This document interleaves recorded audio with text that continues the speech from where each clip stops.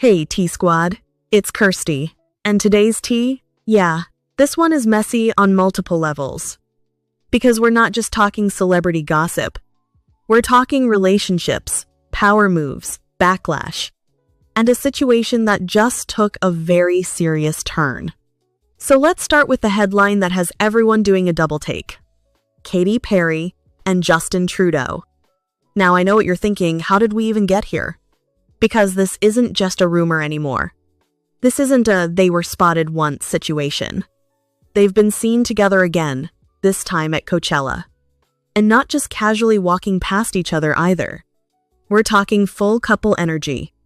Close, comfortable, very much not hiding. And at this point, it's giving official. Because this has been building for a while now. They were first linked last year, people brushed it off.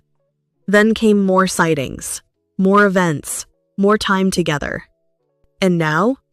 Coachella, public, out in the open. And if you know anything about Coachella, you know that place is not just about music. It's where celebs go to be seen. To soft launch relationships, or hard launch them. And this? This feels like a hard launch. But here's where things get complicated. Because while all of this is happening, Katy Perry is also facing a very serious allegation. Now, I'm going to say this clearly. This is an allegation, not a confirmed fact. Ruby Rose has come forward, claiming that Katy Perry assaulted her nearly 20 years ago. She described a situation at a nightclub, said it was non-consensual, and that it left a lasting impact on her. Katy Perry's team has completely denied this. They've called it false, dangerous, and untrue. So right now, what we have is a claim and a denial. But regardless of where this goes, this changes the tone completely. Because one minute you've got romance headlines, and the next, you've got something serious enough to shift public perception overnight. And that's why this story is blowing up. Because it's two completely different narratives happening at the same time. On one side, polished celebrity couple moments. On the other, a situation that could escalate fast. And the internet? Oh, they're watching both. Closely. Now, while all of that is unfolding, Coachella itself is doing what it always does. Creating chaos.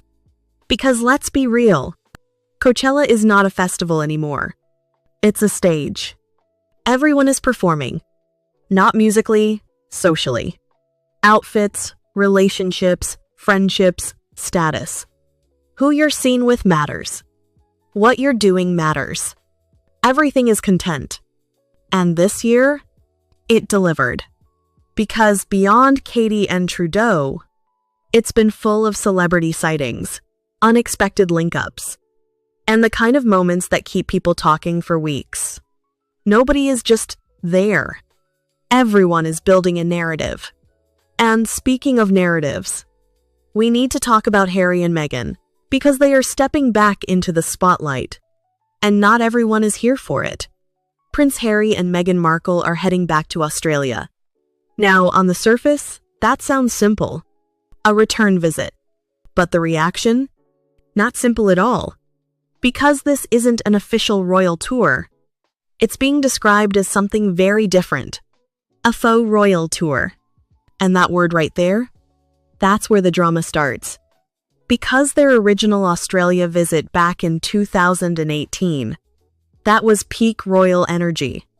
Global attention, public love, full support. They were the moment. But now, this visit is being framed very differently. There are reports of paid speaking events, luxury wellness experiences, and brand promotion tied into the trip. And that's where people start side-eyeing. Because the question becomes, are they building something new? Or trying to recreate something they've already left? Because you can't say you've stepped away from the institution, while still using the same image, the same tone, the same presence, without people noticing. And people are noticing. Now, to be fair, there are still charity elements involved. there are still causes attached to the trip. So it's not completely one-sided. But perception matters. And right now, the perception is mixed. Some people support them. Some people feel like it's all branding. And that tension, that's what's keeping this story trending. Now let's switch lanes for a second. Because while all this is happening, Anna Wintour just reminded everyone exactly who she is. She appeared on a major Vogue cover alongside Meryl Streep. And let me tell you, this wasn't random. This wasn't just a cute moment. This was strategic. Because even though she stepped back from her role, she didn't step away from power. And this cover? It felt like a statement. A reminder. Like, I'm still here. And honestly, that's how you do it. No noise. No drama. Just placement. Because when you've built that level of influence, you don't chase relevance. You place yourself where relevance already exists. And that's exactly what she did. Now, when you step back and look at everything happening right now, there's a pattern. Katy Perry navigating romance and serious allegations at the same time. Harry and Meghan navigating image, branding, and public opinion. Anna Wintour controlling legacy and influence without saying much at all. And Coachella?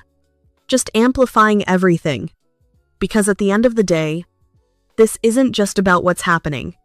It's about how it's being seen, how it's being presented, and who controls that narrative. Because in this space, the story is everything. And right now, everyone's fighting to control theirs. So I need to know, which one of these stories has you side-eyeing the most?